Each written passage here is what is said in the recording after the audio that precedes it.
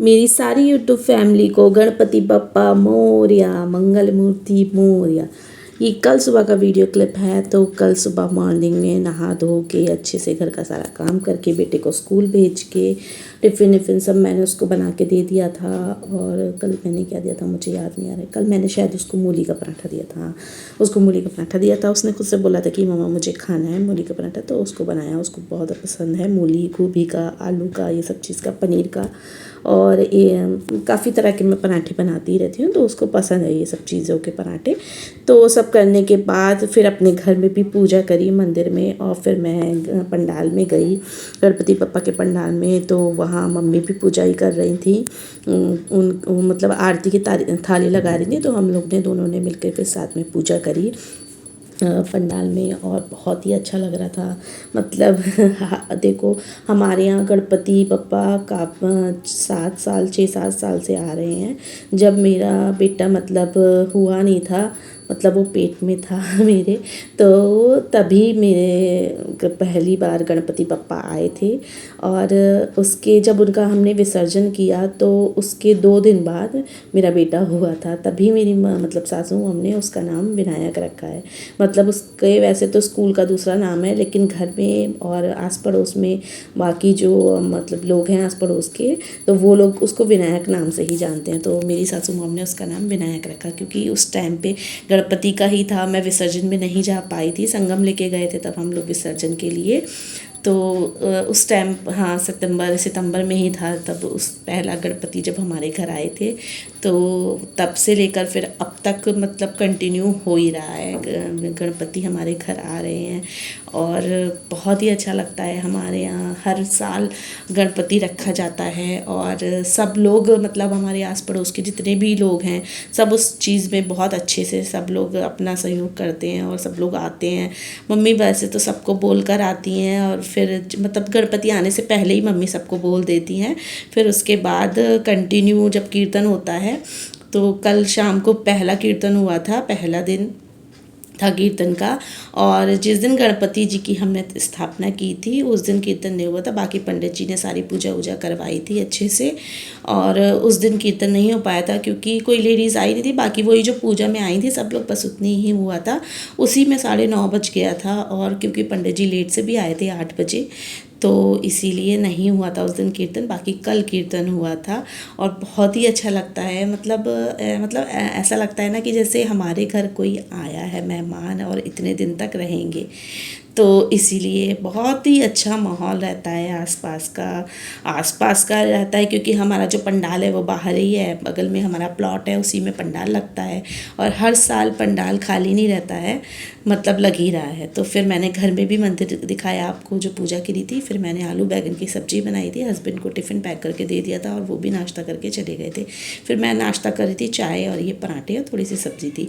फिर मैंने घर का काम वाम किया। कल मेरे सर में इतना ज़्यादा दर्द हो रहा था कि बस पूछो मत। मैं रेस्ट करी थी, काम वाम भी मैंने बर्तन आके किए, बच्चों को लेने स्कूल चली गई। और कल अभी धूप तो काफ़ी तेज़ है।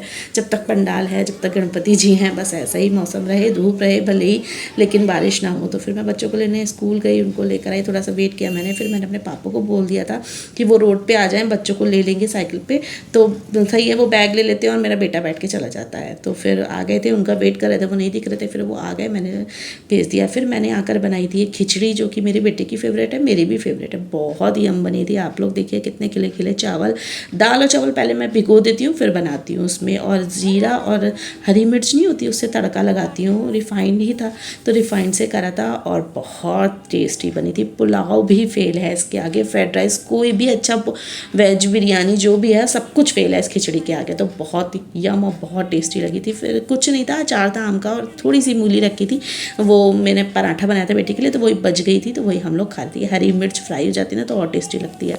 फिर गाइस ये शाम का है। शाम को 6 बजे, 5:30-6 बजे मेरे ऊपर वाले बाथरूम का जो बाहर वाला लॉक होता है, उसमें लॉक नहीं हो पाता है। उसकी वजह से बहुत ज़्यादा प्रॉब्लम होती है मुझे। मैं काफ़ी साल से ये प्रॉब्लम झेल रही थी, बट मैं हस्बैंड से बोल रही थी तो वो भी नहीं ध्यान दे रहे थे। फिर मैंने भी कहा चलो छोड़ो कोई बात नहीं है, लेकिन पानी अब हद से ऊपर चढ़ गया था ना, तो ये कराना बहुत ज़्यादा ज़रूरी था। तो इसमें मैंने ये लगवा लिया और फिर मैंने लॉक कर दिया, क्योंकि इतनी गंदगी हो जाती थी ना कि कोई साफ़ ही नहीं करता था, सारा जिम्मा मेरे पर आता था। तो भाई ये चीज़ की प्रॉब्लम मुझे सॉल्व करनी थी, तो फिर मैंने बुला लिया था कारपेंटर को। और ये जो है मतलब घर ही के मतलब जानते हैं काफ़ी, मेरे हस्बैंड जितना भी कोई भी काम होता है तो इनको बता देते हैं, मतलब इनके फादर को, ये उनके बेटे हैं, तो इनको फिर मैंने हस्बैंड से बोल दिया था। और उनको भी काफ़ी प्रॉब्लम जब दिखी तो फिर उन्होंने कहा नहीं मुझे ये करवाना ही है, काम बहुत ज़रूरी है। और ये किचन वाला जो मेरा गेट है, बारिश की वजह से ऐसा हो जाता है कि फूल जाता है, तो बाहर से लॉक नहीं हो पाता है। इसमें भी काफ़ी प्रॉब्लम होती है मुझे कि किचन में लॉक नहीं हो पाता है, मैं किचन नहीं लॉक कर पाती हूँ, तो काफ़ी दिक्कतों का मुझे सामना करना पड़ता है। मुझे अब सब जगह लॉक करके रखना पड़ेगा, इतनी ज़्यादा प्रॉब्लम हो गई है। फिर ये शाम का मैंने शाम को पूजा करी, नहा धो के सब पूरा काम वाम करके, बस मैंने डिनर नहीं बनाया था। मैंने कहा मैं पंडाल से आके बनाऊँगी। फिर मैं शाम को पहुँच गई पंडाल में गणपति बप्पा के, और वहाँ पे मम्मी पूजा की थाली लगा रही थी, सब पूजा कर रहे थे। मतलब कीर्तन स्टार्ट होने से पहले हम लोग गणपति बप्पा की हमने पूजा दिया विया जलाते हैं और ये सब करते हैं, तो वही मम्मी कर रही थी। फिर मम्मी ने मुझे कहा कि तुम जो ना दिया जला दो, धूप बत्ती जला दो, ये सब। मैंने कहा ये सुना है, आप लोग भी मुझे बताइएगा क्या हम लोगों को अगरबत्ती नहीं जलानी चाहिए। मैंने ये सुना है और अभी ही सुना है कुछ टाइम पहले, इससे पहले तो मैंने कभी नहीं सुना कि अगरबत्ती नहीं जलानी चाहिए, हम लोग को धूप बत्ती जलानी चाहिए। ऐसा मतलब ये ऐसे कुछ है या कुछ इसके पीछे कारण है, बस थोड़ा सा बस इतना ही मुझे जानना था। मुझे सही से पूरी बात पता नहीं है, तो मैंने कहा आप लोगों से मैं पूछती हूँ, अगर ऐसा कुछ भी जो भी हो आप मुझे कमेंट करके बताइए कि क्या ऐसा सही है, अच्छा होता है अगरबत्ती जलाना, मतलब हम लोगों को ये सब के बारे में आप मुझे बताइएगा कमेंट करके। फिर हमने पूजा कर ली, मतलब दिया जला दिया, और दिया जलाने के बाद फिर एक एक करके धीरे धीरे लेडीज़ आ रही थी। अभी तो ज़्यादा नहीं आई थी, मम्मी 5 बजे से लेकर 7 बजे तक का कीर्तन के लिए बोल के आई थी। वैसे 7 बजे तो कभी ख़त्म होता ही नहीं है, 9 साढ़े 9 बल्कि और ज़्यादा ही टाइम हो जाता है। कभी जल्दी तो कीर्तन ख़त्म हुआ ही नहीं है, क्योंकि भीड़ इकट्ठा होती है, धीरे धीरे लोग आते हैं, सब लोग अपने घर का काम करते हैं, फिर उसके बाद जब फ्री होते हैं तभी आते हैं। ये बच्चे खेल कर रहे थे माइक के साथ। मेरा बेटा उस टाइम पे ट्यूशन गया हुआ था, वो अभी आया नहीं था।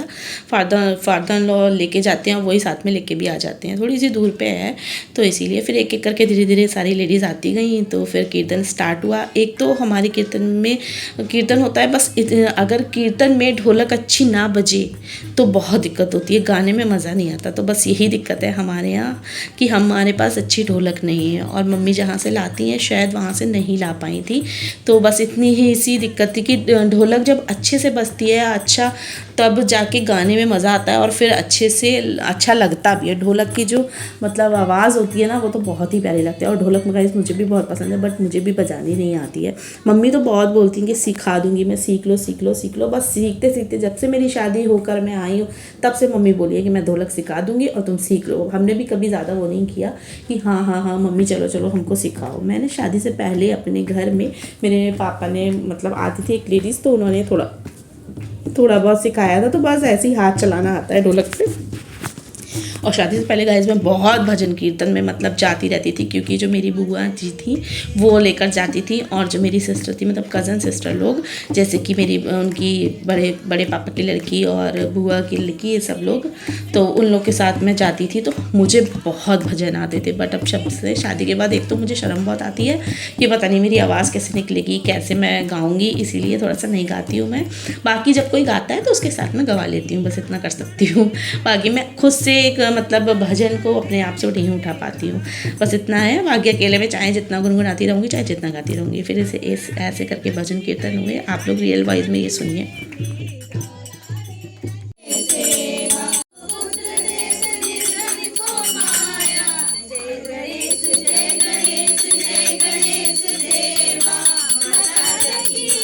सो गाइस फिर प्रसाद की तैयारी कर ली, आरती हो गई थी, सबको आरती दिखा दी, फिर प्रसाद लगा दिया था, और फिर मैंने सब प्रसाद बांट दिया और सब लेडीज़ों ने प्रसाद ले लिया। मेन जो गाने वाली अभी और लेडीज़ हैं वो कल नहीं आई थी, वो लोग शायद आ जाएंगी, वो लोग शायद कहीं गई हुई थी।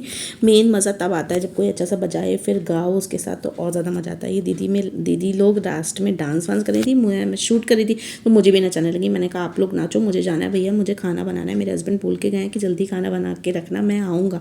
तो फिर मैं मैं चली गई थी, थोड़ा सा इन लोगों ने डांस किया, बाद में भी किया होगा मुझे नहीं पता। और बस गाइज यहीं पे छोटा सा ब्लॉग मैं आप लोगों के साथ शेयर कर रही हूँ। आई होप ये आपको अच्छा लगे तो लाइक ज़रूर करिएगा।